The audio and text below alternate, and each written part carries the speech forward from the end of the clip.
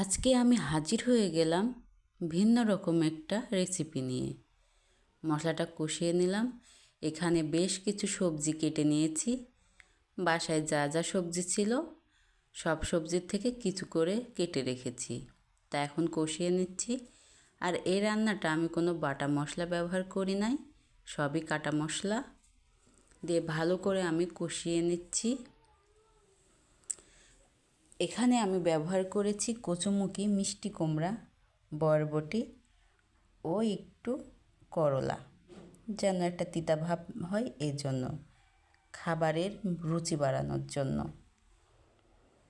মাঝে মাঝে খাবারের রুচি থাকে না, এইভাবে যদি রান্না করা যায় তাহলে রুচিটা পাওয়া যায় খাবারের। আপনারাও চাইলে এইভাবে রান্না করতে পারেন। আমার কাছে তো এই রান্নাটা অনেক বেশি ভালো লাগে, তো আমি মাঝে মাঝে এইভাবে রান্না করি। তারপর একটা ঢাকনা দিয়ে ঢেকে দেব। রান্না শেষে ফিরে আসলাম। হ্যাঁ, আমি এখানে পরে ডিম দিয়ে দিয়েছিলাম, সেটা দেখানো হয়নি, তাই আপনাদের দেখিয়ে নিলাম।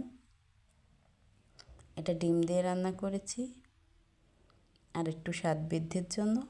তবে ডিম না দিলেও কোনো সমস্যা নাই, এই সবজিটা এইভাবে রান্না করলেও অনেক টেস্টি হয়। যার যেরকম পছন্দ সে সেইভাবে রান্না করতে পারেন। আজকের রান্না এখানেই। আল্লাহ হাফিজ।